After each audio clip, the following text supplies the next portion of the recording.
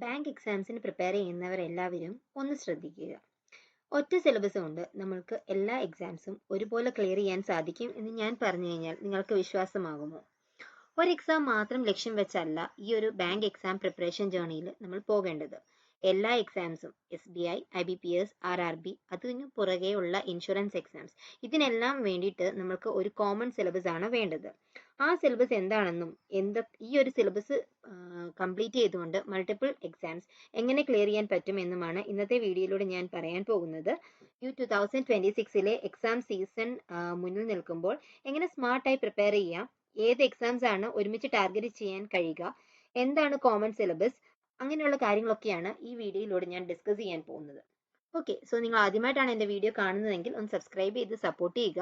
അതുപോലെ ഞാനൊരു ഗിവ് അവേയുടെ കാര്യം ഓൾറെഡി മെൻഷൻ ചെയ്തിട്ടുണ്ട്. സോ നിങ്ങൾ ആരും കണ്ടിട്ടില്ലാത്തവരുണ്ട് എന്നുണ്ടെങ്കിൽ പോയി ആ റൂൾസ് ഒക്കെ ചെയ്യുക ആൻഡ് അതിൽ പാർട്ടിസിപ്പേറ്റ് ചെയ്യുക. August 20 വരെയാണ് നമ്മുടെ ഡേറ്റ് അവൈലബിൾ ആയിട്ടിരിക്കുന്നത്. ഓക്കെ, സോ ഫസ്റ്റ് പാർട്ടാണ് എന്തുകൊണ്ട് വൺ സിലബസ് സ്ട്രാറ്റജി.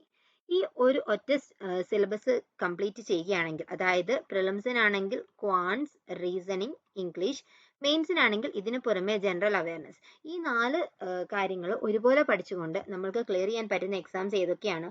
SBI ഉണ്ട്, IBPS ഉണ്ട്, അതുപോലെ RRB ഉണ്ട്, അതിന് പുറകെ ഉള്ള ഇൻഷുറൻസ് എക്സാംസ് വേറെയും ഉണ്ട്.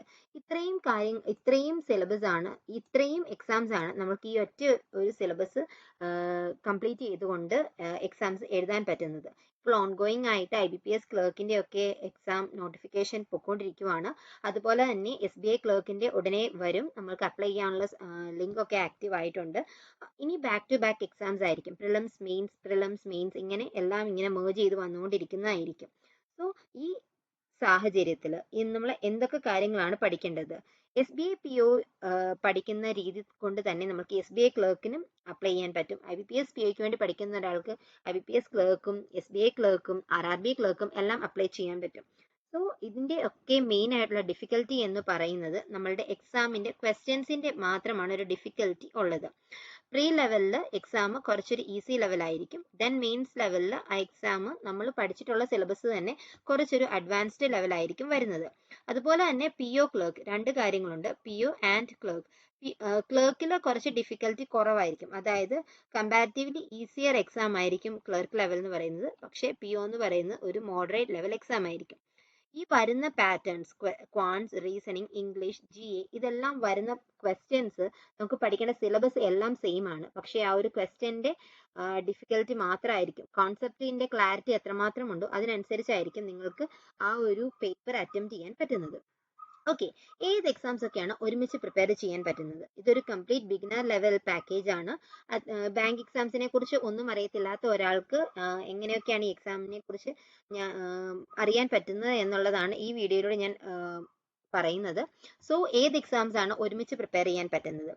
PO എക്സാംസ് ആയിട്ടുള്ള IBPS PO, SBI PO, RRB PO, ഇതിനൊക്കെ ഏകദേശം സെയിം ലെവലിലുള്ള പ്രിപ്പറേഷൻ മതിയാകും. ബാക്കി ക്ലറിക്കൽ ലെവൽ ആയിട്ടുള്ള IBPS clerk, RRB clerk, SBI clerk, ഇത് മൂന്നിനും ഏകദേശം സെയിം ആയിട്ടുള്ള ഒരു പ്രിപ്പറേഷൻ ആണ് വേണ്ടത്. ഇത് തന്നെ ഏറ്റവും ടഫസ്റ്റ് എക്സാം എന്ന് പറയുന്നത് SBI PO ആണ്. അത് കഴിഞ്ഞാണ് IBPS PO. അതിനേക്കാൾ കുറച്ചുകൂടി ടഫ്നെസ് കുറവുള്ള എക്സാം ആണ് RRB PO എന്ന് പറയുന്നത്. ഈ RRB POനോട് ഏകദേശം സിമിലർ ലെവലിലാണ് SBI ക്ലർക്കിന്റെ ആ ഒരു ലെവൽ പോകുന്നത്. ദെൻ SBI ക്ലർക്ക് കഴിഞ്ഞിട്ട് പിന്നെ ഒരു ഡിഫിക്കൽറ്റി ലെവൽ ഉള്ളത് IBPS ക്ലർക്കാണ്. ഏറ്റവും ഡിഫിക്കൽറ്റി ലെവൽ കുറവുള്ളത് RRB ക്ലർക്കാണ്. ഇങ്ങനെയാണ് ആ ഒരു എക്സാമിന്റെ ഡിഫിക്കൽറ്റി ലെവൽ പോകുന്നത്. ഏറ്റവും കൂടുതൽ ഡിഫിക്കൽറ്റി ആയിട്ടുള്ളത് SBI PO എക്സാംസും ഏറ്റവും കുറവ് RRB ക്ലർക്ക് എക്സാമും ആയിരിക്കും. പക്ഷേ ഈ ഡിഫിക്കൽറ്റി കുറവാവുന്നതിനനുസരിച്ച് കട്ട് ഓഫ് കൂടാനുള്ള ചാൻസും കൂടുതലാണ്. സോ RRB ക്ലർക്കിനൊക്കെ നല്ല കട്ട് ഓഫ് ആയിരിക്കും, അതായത് എക്സാമിന്റെ ഡിഫിക്കൽറ്റി കുറവാണ്, ഈസി എക്സാം ആയതുകൊണ്ട് തന്നെ നല്ല കട്ട് ഓഫ് ആയിരിക്കും വരുന്നത്. സോ ഒരു PO ആസ്പിരന്റ് ആണ് നിങ്ങളെന്നുണ്ടെങ്കിൽ SBI PO, IBPS PO, RRB PO ഇതെല്ലാം ഒരുമിച്ച് ഫോക്കസ് ചെയ്ത് പ്രിപ്പയർ ചെയ്യാൻ പറ്റുന്നതാണ്. ദെൻ ഒരു ക്ലറിക്കൽ ലെവലിലോട്ടാണ് നിങ്ങൾക്ക് പോകേണ്ടതെന്നുണ്ടെങ്കിൽ SBI clerk, IBPS clerk, RRB clerk, ഈ 3 എക്സാംസും ഒരുപോലെ പോകുന്നതാണ്. ഓക്കെ, ഏതൊക്കെയാണ് നമ്മൾ ഇമ്പോർട്ടൻ്റ് ആയിട്ടുള്ള ടോപ്പിക്സ്? Quants, reasoning, English. ഇത് പ്രീ ലെവലിൽ വരുന്നതാണ് ഇത്രയും 3 കാര്യങ്ങൾ. മെയിൻസ് ലെവലിലും വരും.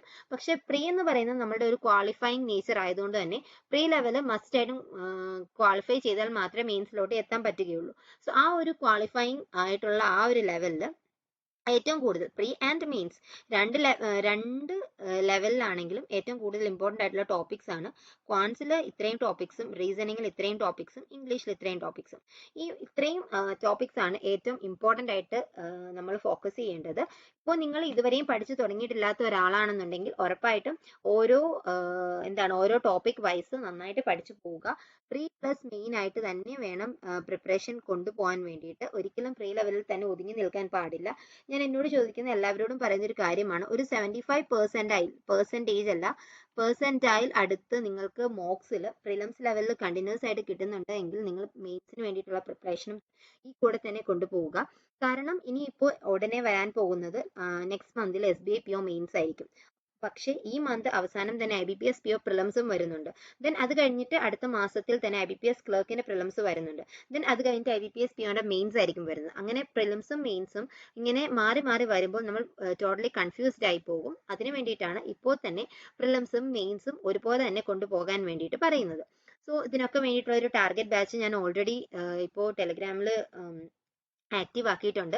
SBIക്കും IBPS POയ്ക്കും ഒരു ബാച്ചും, then SBI clerk and IBPS ക്ലർക്കിന് വേറൊരു ബാച്ചും, ദെൻ ഓഗസ്റ്റ് 15-ന് ദെൻ RRB PO ആൻഡ് ക്ലർക്കിന് വേണ്ടിയിട്ട് ഒരു ബാച്ചും ആണ് സ്റ്റാർട്ട് ചെയ്യാൻ പോകുന്നത്. അപ്പോൾ ഇതിൽ ഞാൻ ഡെയിലി ടാർഗറ്റ്സ് ഒക്കെ പ്രൊവൈഡ് ചെയ്യുന്നുണ്ട് ആൻഡ് സ്റ്റുഡൻസ് ഒക്കെ നല്ല ഒരു പോസിറ്റീവ് റിവ്യൂസ് ആണ് തരുന്നത്. സോ ഇപ്പോൾ ഓൾമോസ്റ്റ് SBIയുടെ PO ബാച്ച് 1 മന്ത് ആവാറായിട്ടുണ്ട്. ഓക്കെ, ദെൻ നെക്സ്റ്റ് വൺ പറയുന്നത് സ്മാർട്ട് കിഡാടെ ഒരു ഫ്ലാറ്റ് 40% ഓഫ് ഇപ്പോൾ നടക്കുന്നുണ്ട്.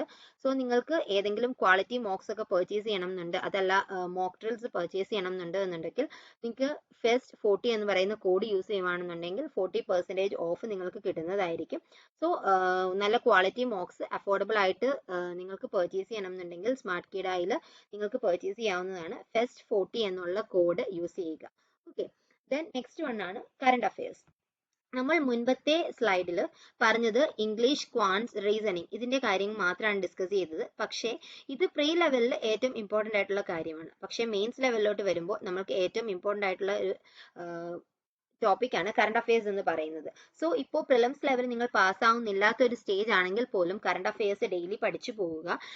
ഒരു ലാസ്റ്റ് ഒരു നോട്ടിഫിക്കേഷൻ വന്നിട്ട് അതല്ലാന്നുണ്ടെങ്കിൽ പ്രിലിംസ് ക്വാളിഫൈ ചെയ്ത മെയിൻസിന് മുൻപുള്ള ദിവസങ്ങളിൽ കറണ്ട് അഫയേഴ്സ് പഠിക്കാം എന്ന് വെച്ചാൽ നിങ്ങൾക്ക് ഒരിക്കലും ഒരിടത്തും എത്തിച്ചേരാൻ പറ്റുകയില്ല. ഇപ്പോഴുള്ള എക്സാംസിലൊക്കെ കറണ്ട് അഫയേഴ്സിന് നല്ല വെയിറ്റേജ് ആണ് കൊടുക്കുന്നത്.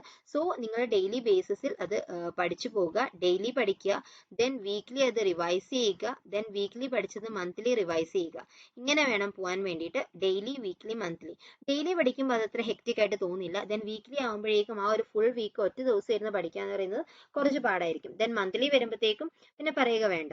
സോ ഒരു എക്സാം ടൈം ആകുമ്പോൾ നമ്മൾക്ക് എക്സാമിന് ഒരു മിനിമം 4 മന്ത്സിന്റെ കറണ്ട് അഫയേഴ്സ് എങ്കിലും വേണ്ടതാണ്. മിനിമം 4 മന്ത്സ് ആണ്, മാക്സിമം ഒരു 6 മന്ത്സ് ആണ് പറയുന്നത്. പക്ഷേ മിനിമം ഒരു 4 മന്ത്സിന്റെ കറണ്ട് അഫയേഴ്സ് നിങ്ങൾ ഒരു 10 ദിവസം കൊണ്ട് എത്രത്തോളം പഠിച്ചു തീർക്കാൻ പറ്റും എന്നുള്ളത് ഒന്ന് സ്വയം ചിന്തിച്ചു നോക്കുക. സോ നമ്മളൊരു ലൂപ്പിൽ കിടന്ന് കറങ്ങാനുള്ള മെയിൻ കാര്യം ഈ ഒരു കറണ്ട് അഫയേഴ്സ് പഠിക്കാണ്ടിരിക്കുന്നതും അതുപോലെ തന്നെ പ്രിലിംസിന്റെ റിസൾട്ട് വന്നിട്ട് മെയിൻസ് പ്രിപ്പയർ ചെയ്യാം എന്ന് പറഞ്ഞിരിക്കുന്നതുമായിട്ടുള്ള കാര്യങ്ങളായിരിക്കും. സോ ആ ഒരു ലൂപ്പിൽ നിന്ന് ബ്രേക്ക് ചെയ്ത് വരണം എന്നുണ്ടെങ്കിൽ ഏതൊക്കെയാണ് നിങ്ങളുടെ നെഗറ്റീവ്സ്, ഏതൊക്കെയാണ് ലാസ്റ്റ് ഇയറിൽ നിങ്ങൾ ചെയ്ത മിസ്റ്റേക്സ്, ആ ഒരു കാര്യങ്ങളിലോട്ടൊക്കെ ഇറങ്ങിത്തിരിക്കുക ആൻഡ് അതിനെയൊക്കെ എന്ത് ചെയ്യുക, മാറ്റിയിട്ട്. അതായത് കറണ്ട് അഫയേഴ്സ് നിങ്ങൾ പഠിക്കുന്നില്ല, വീക്ക്ലി പഠിച്ചുകൊണ്ടിരുന്ന ഒരാളാണ്, ചിലപ്പോൾ വീക്ക്ലി അത് സ്കിപ്പായി പോയി, ദെൻ മന്ത്ലി ആക്കുന്നു, മന്ത്ലി കിട്ടാതായിട്ട് പിന്നെ മന്ത്ലി കമ്പൈലേഷൻസ് എടുക്കും, പിന്നെ എല്ലാം കഴിഞ്ഞിട്ട് പിന്നെ ഒരു വീഡിയോ ക്ലാസ് ആയിരിക്കും കാണാൻ പോകുന്നത്. ഒരിക്കലും നമ്മളുടെ മൈൻഡിൽ ഇതൊന്നും റീകോൾ ചെയ്ത് നിൽക്കുകയില്ല. സോ നിങ്ങൾ ഡെയിലി ബേസിസിൽ തന്നെ പഠിച്ചു പോവുക. നമുക്ക് CA ഡിസ്കഷൻ ഗ്രൂപ്പ്സ് ഒക്കെ ഫ്രീ ആയിട്ട് ടെലഗ്രാമിൽ അവൈലബിൾ ആണ്. നിങ്ങൾക്ക് അവിടെ സിമിലർ ആയിട്ടുള്ള ആസ്പിറൻസുമായിട്ട് ക്വസ്റ്റ്യൻസ് ഷെയർ ചെയ്യാം. ഞാനും ക്വസ്റ്റ്യൻസ് ഷെയർ ചെയ്യാറുണ്ട്. അപ്പോൾ അങ്ങനെ ഒരു മിങ്കിൾ ചെയ്തുള്ള രീതിയിൽ പഠിക്കുമ്പോൾ കുറച്ചുകൂടി ഒന്ന് നമ്മൾക്ക് കറണ്ട് അഫയേഴ്സ് പഠിത്തം ബോറിംഗ് ആയിട്ട് തോന്നാതിരിക്കും. ഓക്കെ, ദെൻ നെക്സ്റ്റ് വൺ ആണ് എക്സാം സീസൺ. ഇത് ആണ് അബ്സല്യൂട്ട് എക്സാം സീസൺ എന്ന് പറയാൻ പറ്റുന്നത് ഈ ഒരു ടൈമാണ്. ഇനിയിപ്പോൾ ഓഗസ്റ്റ് പകുതി, ഒരു 11 ഓഗസ്റ്റ് ആയി, then September, October, November, December, January, ഈ ഇത്രയും മാസം, ദെൻ ഫെബ്രുവരി. ഇത്രയും മാസം എന്ന് പറയുന്നത് ടൈറ്റ് ഷെഡ്യൂളാണ്. Prelims plus mains plus interview എന്നുള്ള രീതിയിൽ ഇതെല്ലാം കറങ്ങി നിൽക്കും. And IBPS PO, SBI PO, RRB POയ്ക്കാണ് ഇന്റർവ്യൂ ഉള്ളത്. ക്ലറിക്കൽ എക്സാംസിന് ഇന്റർവ്യൂസ് ഇല്ല. ദെൻ ഈ എക്സാംസ് ഈ ഒരു സീസണിൽ നിങ്ങൾ ഉറപ്പായിട്ടും ഞാൻ പറഞ്ഞിട്ടുള്ള quants, reasoning, English and current affairs ഇതിന് നല്ല പ്രാധാന്യം കൊടുത്ത് തന്നെ പഠിക്കുക. ഇനിയുള്ള ദിവസങ്ങളിൽ ഒരു ദിവസം പോലും നമുക്ക് വേസ്റ്റ് ആക്കി കളയാനില്ല. ഡെയിലി ടാർഗറ്റ്സ് നിങ്ങൾക്ക് സ്വയം സെറ്റ് ചെയ്യാൻ പറ്റുന്നുണ്ടെങ്കിൽ ആ ടാർഗറ്റ്സ് സെറ്റ് ചെയ്ത് പഠിക്കുക. അതല്ലാന്നുണ്ടെങ്കിൽ എന്താണ് ഫ്രണ്ട്സോ ആയിട്ടോ എങ്ങനെയാണെന്ന് വെച്ചാൽ നിങ്ങൾ പഠിക്കാൻ ശ്രമിക്കുക.